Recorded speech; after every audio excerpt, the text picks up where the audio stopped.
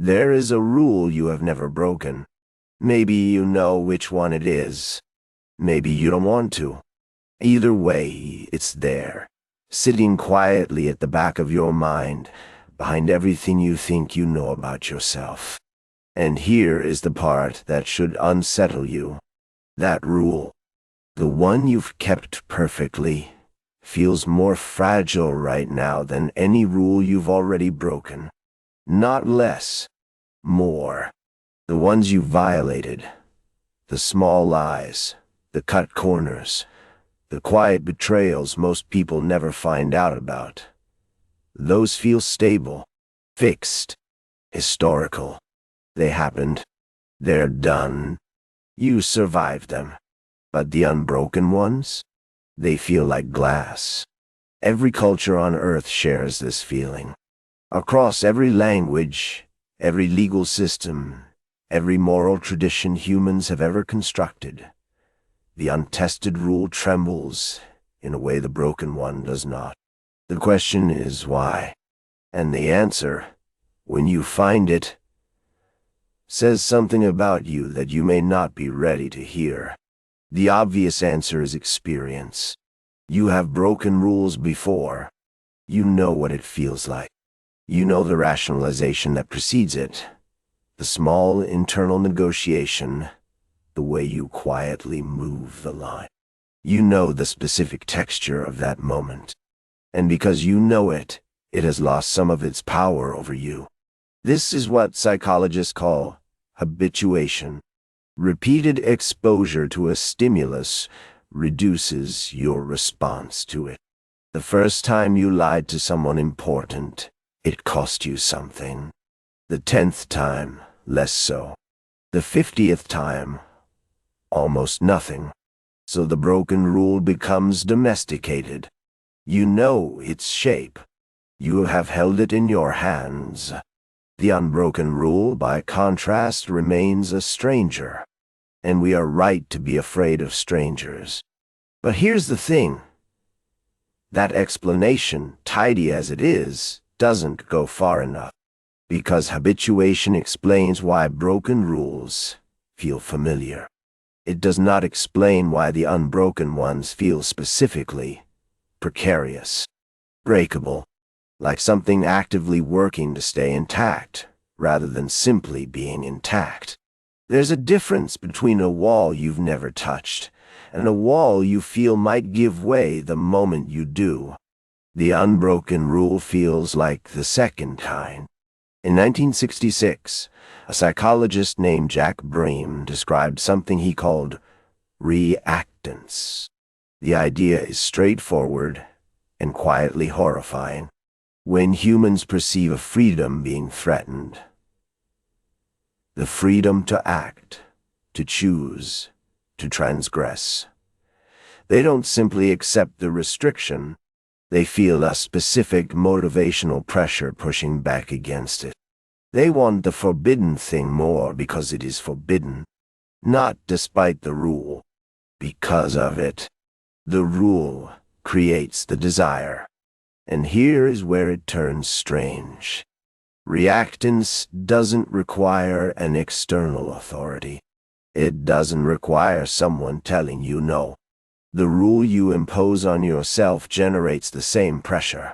The promise you made in private, the line you drew alone in a room where no one was watching. That rule carries its own gravitational pull toward breaking it. This is why the unbroken rule feels fragile.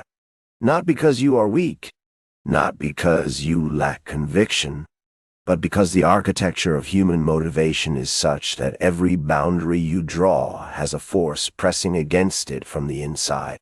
The longer the boundary holds, the more aware you become that it is holding. And awareness, in this case, is the opposite of comfort. The broken rule no longer has anything pressing against it. That pressure was released. The event happened. Physics, in a sense, was satisfied. The unbroken rule is still under tension. You can feel it. This is not a Western phenomenon. It is not a product of Judeo-Christian guilt or Confucian social shame or any single cultural tradition. Researchers studying moral cognition across vastly different societies, hunter-gatherer communities, dense urban populations, isolated island cultures, find the same basic architecture underneath. Rules exist. Breaking them carries cost, and the cost is felt before the breaking, not only after. Anticipatory guilt.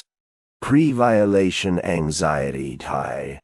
The emotional weight of a rule you are still keeping. Evolution probably made this useful. A creature that only felt the consequences of transgression after the fact would be a very expensive creature to run. You would need to break every rule at least once to know which ones mattered. Societies built on that model do not scale well. So the brain learned to simulate, to model the violation in advance, to run the scenario without executing it, and extract the cost without paying it. But simulation has a side effect. When you model breaking a rule, even to prevent yourself from breaking it, you have now imagined yourself breaking it, vividly, in detail, with your own face, your own hands, your own specific rationalization. And the brain does not cleanly separate simulation from memory. The unbroken rule now has a ghost of a violation attached to it. Not real, not historical, but present, hovering just adjacent to the rule itself, like a shadow cast by a light source that doesn't exist yet. That shadow is what you feel when the rule seems fragile. You are not sensing weakness. You are sensing the simulation. There is a version of this that most people would rather not sit with. If the unbroken rule feels fragile because you have already imagined breaking it, then the integrity you feel most certain about is precisely the integrity that has been most tested. Not by the world, but by you, by your own mind, running its quiet simulations in the background while you were busy doing other things. Every rule you have held perfectly is one you have also, in some functional neurological sense, violated. In miniature, in the dark, without consequences. The psychologist Dan Wegner spent years studying what he called ironic process theory. The discovery that attempting to suppress a thought reliably produces more of that thought. Tell yourself not to think about something, and the mental machinery tasked with monitoring whether you are thinking about it has to think about it constantly. As a baseline, the harder you maintain the rule, the more cognitive energy is devoted to tracking the rule, which means thinking about the rule, which means modeling the rule's violation, which means the ghost is always there. This is not a moral failure. This is the mechanism. This is what holding something together actually looks like from the inside. And here is the part that cuts deepest. The person who feels no fragility around their unbroken rules, the person who feels completely certain, completely stable, not a tremor of doubt, is not stronger than you. They have simply stopped running the simulation. And that, historically, is when things break. So go back to the rule, the one you have never broken. It still feels fragile, doesn't it? Good. That fragility is not a warning that you are about to fail. It is the sound of the structure holding. It is the tension in the wire that means the wire is still doing its job. The day it stops feeling fragile is the day you have stopped paying attention to it. Every culture, independently, worked this out, not in philosophy, not in law, but in the nervous feeling that accompanies any rule still being kept. The weight of the unbroken thing. You carry it too. You always have. The question was never whether you would break it. The question, the one that has no clean answer, is whether the fragility is what has been keeping it whole all along. And if the answer is yes, what does that say about strength?